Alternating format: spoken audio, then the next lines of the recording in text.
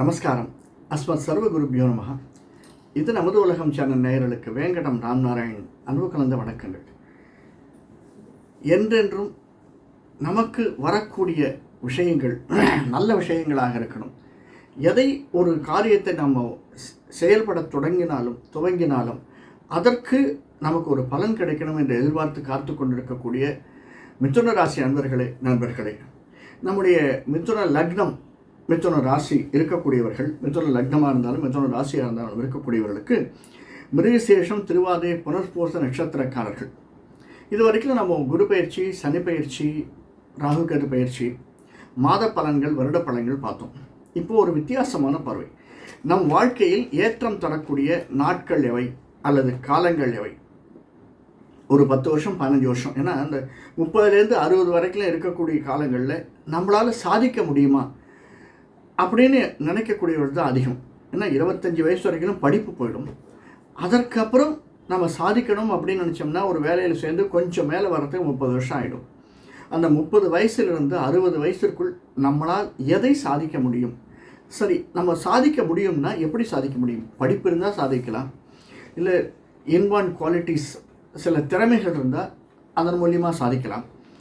ஆனாலும் நம்ம உழைப்பு போடுறோம், சில சமயங்களில் நமக்கு அதனுடைய பலன் கிடைக்க மாட்டேங்கிறது. அதனுடைய பலனை எப்படி நாம் எடுத்துக்கொள்வது, அதனால் நமக்கு என்ன மேன்மை, இது ஜாதகத்தில் என்ன சொல்லிருக்கு அப்படிங்கிறத மெயினாக பார்ப்போம். இது புனர்பூச நட்சத்திரம். இதே மிதுன ராசியில் வரக்கூடிய புனர்பூச நட்சத்திரக்காரர்களுக்கு இந்த புனர்பூச நட்சத்திரம்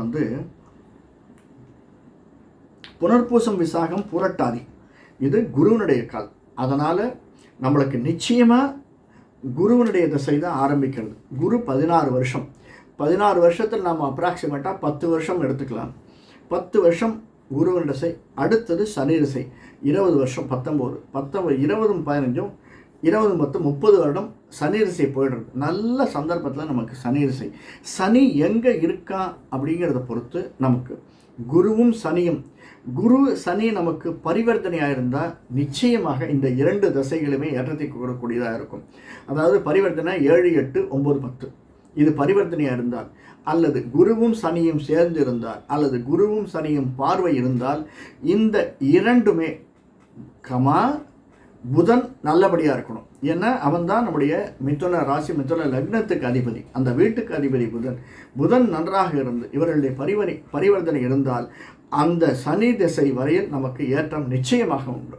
அது ஒன்றும் கவலையப்பட வேண்டாம். சில பேர் அந்த திசையிலேயே கிட்டத்தட்ட 30 வயசுக்குள்ளேயே பிஸ்னஸ் ஆரம்பிப்பதற்கான, அல்லது தந்தையாருடைய பிஸ்னஸ், யாருடைய பிஸ்னஸோ நமக்கு துவங்குவதற்கான சாத்தியக்கூறுகள் மிருகசீரிஷ நட்சத்திரத்துக்கு இருக்குது.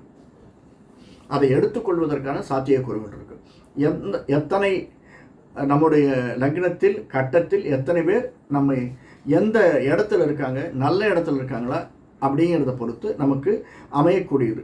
அடுத்தது 4ஆம் வீடு புதனுடைய வீடு. அதற்கு அடுத்து வரவனாக புதனுடைய தசை இருக்குது. அந்த புதன் நன்றாக இருந்தேனால் நாம் அடுத்த 20, 30 வயசுலேருந்து 47, 50 வயசுக்குள்ளே அதுவரையில் வீடு வாங்கலை, மனை வாங்கலை அப்படின்னா நிச்சயமாக வாங்கக்கூடிய சாத்தியக்கூறுகள் இருக்குது. அது 30 வயசு வச்சுப்பாங்க. புதன் 30 வயசுக்கு வருதுன்னா 32, 33 வயசுக்கு விட்டுருங்க. 35லிருந்து 45க்குள் குறித்து கொள்ளுங்கள். நிச்சயமாக அதற்கு நாம் அந்த சந்தர்ப்பத்தில் புதன் ஆட்சியில் இருந்தாலோ, அல்லது புதன் உச்சமாக இருந்தாலோ, அல்லது புதன் குருவினால் பார்க்கப்பட்டாலோ, அல்லது சுக்கிரனால் பார்க்கப்பட்டாலோ, சுக்கிரன் கூட இருந்தாலோ, சுக்கிரன் 5ஆம் வீட்டு குடைவன், 12ஆம் வீட்டு குடைவன் இருந்தாலுமே அவன் ஆட்சியிலிருந்து நம்மை பார்த்தாலோ, மேனத்திலிருந்து நம்மை பார்த்தாலோ, கன்னிராசியில் புதன் இருந்ததுன்னா உதாரணத்திற்கு 4ஆம் வீட்டில் நமக்கு வீடு மனை நிச்சயமாக அமையும், ஒரு வாகனம் நிச்சயமாக அமையும், ஒரு நல்ல வாகனம் நாம் செல்வதற்கான வாகனங்கள் அமையும், நாம் ஒரு நல்ல ஸ்டேஜில் வர்றதுக்கான சாத்தியக்கூறுகள் அப்பயே தெரிஞ்சிடும். கிட்டத்தட்ட 20, 30லிருந்து 50 வருடக்குள்ளே நம்மளுக்கு அந்த வருடம் தான் நம்மளால் நல்ல ஏர்ன் பண்ணக்கூடியது. ஆனால் இந்த சந்தர்ப்பத்தில் நமக்கு ராகு கேதுவால் சில பிரச்சனைகள் வருவதற்கான சாத்தியக்கூறுகள் இருக்குது. நம்ம 2 பிரிவாக பிரிச்சுக்கணும். சுக்கிரன் ஒரு சைடு, குரு ஒரு சைடு அப்படின்னு வச்சு சேர்ந்து இருக்கிறது. சுக்கிரனோடு சேர்ந்து இருந்தால் ஓகே.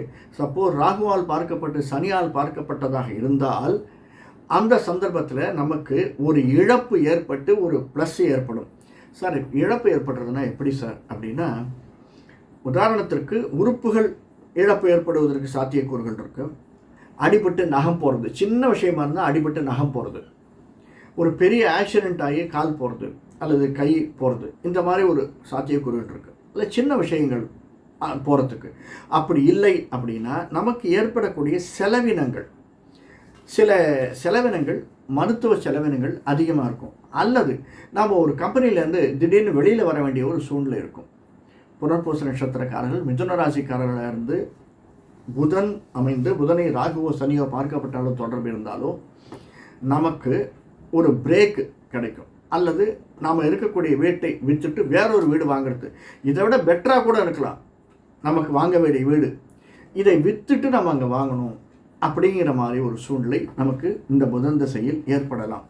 அது ராகுவோடு கூடிய புதன், ராகுவால் பார்க்கப்பட்டவுடன் 7ஆம் இடத்துல புதனோடு கூடிய ராகுவோ கேதுவோ இருந்தாலும், ராகுவால் பார்க்கப்பட்டாலோ அல்லது சனியால் பார்க்கப்பட்டாலோ, சனி நல்ல இடத்தில் இல்லாமல் இருந்தாலோ இதற்கான சாத்தியக்கூறுகள் நமக்கு வரும். சரி சார், இதெல்லாம் சாத்தியக்கூறுகள் இருக்குது, இதை எப்படி அவாய்ட் பண்ணிக்கிறது?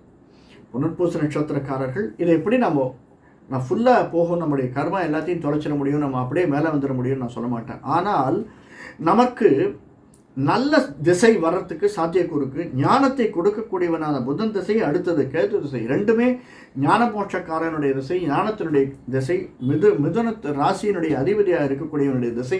நிச்சயமாக அவன் நம்மை கெடுக்க மாட்டான்.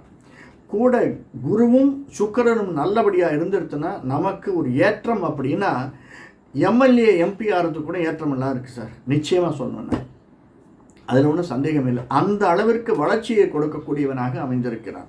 அந்த 50 வயசுக்குள்ளேயே நம்மளுக்கு நல்ல ஒரு பெரிய வளர்ச்சி. இன்னும் சொல்லணுன்னா, அதாவது ஒரு கம்பெனியில் சேர்ந்து ஒரு டைரக்டர் லெவல் வரணும் அப்படின்னா கிட்டத்தட்ட ஒரு 20 வருஷம் ஆகும். ஆனால் நமக்கு ஒரு 45 வயசுலேயே அந்த மாதிரி நிலைமை நமக்கு கிடைக்கக்கூடியதாக கடவுளுடைய அருள் இருக்கும். புதன் அவ்வளோ ஸ்ட்ராங்காக இருந்தான்னா புதன் திசை நம்மளை தூக்கி விடுறதுக்காக இருக்கும். நல்ல ஞானத்தை கொடுக்கக்கூடியவனாக இருக்கக்கூடியவனுடைய திசை குரு. என்ன புனர்பூசம் விசாகம் புரட்டாதி குருவனுடைய கால். குருவும் நன்றாக இருந்து புதனும் நன்றாக இருந்தால் இதையெல்லாம் நடக்கக்கூடும். இது ரெண்டுத்துக்குமே இல்லை, ஏதாவது கொஞ்சம் மைனஸாக இருக்குது, அது என்ன ப்ளஸ் ஆக்கிக்கணும் அப்படின்னா நிச்சயமாக நம்மளுக்கு குரு அருளும் திருவருளும் தேவை. புதன்னா திருவருள், குருன்னா குருவருள், இது ரெண்டும் தேவை. இந்த குருவருளும் திருவருளும் நம்ம தேவைன்னா ஒரு இஷ்ட தெய்வத்தையோ குலதெய்வத்தையோ கெட்டியாக பிடிச்சிக்கணும் சார், வேறு வழியே இல்லை. கெட்டியாக பிடிச்சிட்டு கிட்டத்தட்ட நான் 2 வருஷம் பண்ணுறேன் சார், 1 வருஷம் பண்ணுறேன் சார்னா போகாது. நம்ம அந்த தெய்வத்தை நம்முடைய கேஜெட்டில் வச்சுக்கணும், பாக்கெட்டில் வச்சுக்கணும், பர்ஸில் வச்சுக்கணும். எப்போ நம்மளுக்கு ஒரு மனசு கலக்கம் வரதோ எடுத்து பார்த்து ஒரு புலம்பல், அதுக்கிட்ட புலம்பி நான் உன்னை நம்பி தான் இருக்கேன் அப்படின்னு புலம்பிடணும். புலம்பிட்டு திரும்பி வச்சுக்கணும். அவர்களுக்கு நம்முடைய மைண்டை கொடுத்துரும். அதனால் நம்ம மைண்டு கிளியர் ஆகிடும். அந்த மாதிரி ஒரு செயலை நாம் செய்ய வேண்டும். இது ஃபஸ்ட்டு. 2வது, எங்கேயாவது ஒரு டக்குன்னு ஒரு இதுவாக இருக்குது அப்படின்னா பக்கத்தில் இருக்கக்கூடிய 100-200 கிலோமீட்டரில் இருக்கக்கூடிய ஒரு மலைவாச ஸ்தலத்துக்கு ஒரு 2 நாள் போயிட்டு வாங்க.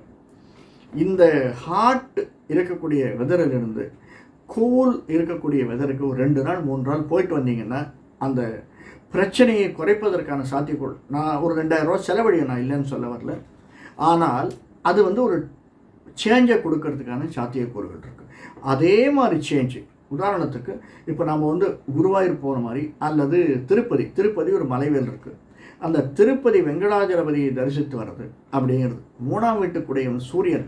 அந்த சூரியன் நமக்கு 10ஆம் வீட்டில் இருந்தால், அதாவது மீனத்தில் 10ஆம் வீட்டில் சூரியன் இருந்தால், அல்லது 11இல் தன்னுடைய உச்ச வீட்டில் சூரியன் இருந்தால், இப்படி இருப்பவர்கள் நீங்கள் திருப்பதி போயிட்டு திரும்பி கீழே இறங்கி அலமேலுமங்காபுரம் வரைச்சி கட்டாயம் தாயாரை தரிசித்து அந்த குளம் இருக்கும், அந்த குளத்தை சுற்றி வந்தீங்கன்னா சூரியன் கோவில் இருக்கும். அந்த சூரியன் கோவிலுக்கு புதன் நமக்கு ஏற்றம் தரக்கூடியவனாக, குரு நமக்கு ஏற்றம் தரக்கூடியவனாக இருந்தாலும் நீலோத்பலம் அப்படிங்கிற ஒரு மலர் இருக்குது. வெள்ளை தாமரை அல்லது வயலட்டிஷ் மலர்கள் இருக்குல்ல, அந்த மலர்களை வாங்கி அங்கே இருக்கக்கூடிய அந்த சூரியனாக இருக்குது, சூரியனுக்கு ஒரு சின்ன அர்ச்சனை, 108 அர்ச்சனை பண்ண மாட்டாங்க சார், விட்டுருங்க பரவாயில்ல, ஒரு 20-30 அர்ச்சனை தான் சொல்லுவார். அதை நாம் செய்து ஒரு தரமாவது செஞ்சுட்டு வாங்க. இந்த பிரச்சனை நமக்கு வந்ததுன்னா இதை செய்து வந்தோமையானால் புனர்பூச நட்சத்திரக்காரங்கள் நிச்சயமாக விடுதலை கிடைக்கும். வேறொரு காணொலியில் சார் இதெல்லாம் இல்லை, நான் வெளிநாட்டில் இருக்கேன், வெளிநாட்டில் படிச்சுட்டு இருக்கேன் அப்படின்னா அதற்கான காணொலிகள் நான் தனியாக போடுறேன், அந்த காணொலிகள் பாருங்கள். இந்த மிருகசீரிஷ நட்சத்திரம், திருவாதிரை நட்சத்திரம், புனர்பூச நட்சத்திரக்காரர்கள் மிதுன ராசியில் மிதுன லக்னத்தில் பிறந்தவர்களுக்கு இதை செய்து வந்தோமானால் நிச்சயமாக நம்முடைய 20 to 60 வயதுக்குள்ளே இருக்கக்கூடியவர்களுக்கு ஒரு நல்ல ஏற்றம் நிச்சயமாக கிடைக்கும். பணம் பொத்துண்டு கொட்டுன்னு கூட சொல்லலாம். நாம் நினைத்த உச்சத்தை நம்மால் தொட முடியும் என்பது நிச்சயம் உண்மை. நன்றி, வணக்கம். நம்முடைய வாழ்க்கை சிறப்பாக அமைய வேண்டும் என்று நாம் விரும்பினால் இந்த சின்ன சின்ன ஐடியாஸை நாம் எடுத்துக்கணும். அதற்கடுத்து இன்னும் அடுத்த ஒரு வரக்கூடிய காலணிகளில் நான் இன்னும் விரிவாக ஒவ்வொரு நட்சத்திரத்தை பற்றியும், ஒவ்வொரு நட்சத்திரத்துக்கும் எந்த செயல் செய்யறதுக்கு முன்னாடி எந்த புஷ்பம் அர்ச்சனை பண்ணுவதற்கு ஏற்றது, எந்த மரம் அர்ச்சனை பண்ணுவதற்கு ஏற்றது, எந்த மரத்தை நாம் வணங்கி வரலாம், அந்த மரத்தினுடைய விதையை அந்த ஒரு பட்டையை நாம் வச்சுட்டோன்னா எப்படி மேன்மை தரும், அல்லது எந்த கல்லை நாம் யூஸ் பண்ணலாம், இதையெல்லாம் நம்ம இதுவே கிட்டத்தட்ட 30 நிமிஷம் எடுத்து 35 நிமிஷம். அதனால் அதை விரிவாக வேறொரு காணொலியில் நான் சொல்லியிருக்கேன், அதை பாருங்கள். அது தவிர நமக்கு வேறு ஏதாவது சந்தேகம் ஏற்பட்டது அப்படின்னா கீழே அந்த சந்தேகத்தை உங்களுக்கு கமெண்ட்டில் பதிவு பண்ணுங்கள். இந்த காணொலி பிடிச்சிருந்ததுன்னா மறக்காமல் சப்ஸ்கிரைப் பண்ணல அப்படின்னா கட்டாயம் சப்ஸ்கிரைப் பண்ணுங்கள். பக்கத்தில் இருக்க பெல் பட்டனை அழுத்துங்க, லைக் கொடுங்க, உங்களுடைய ஃப்ரெண்ட்ஸுக்கு ஷேர் பண்ணுங்கள். நன்றி, வணக்கம்.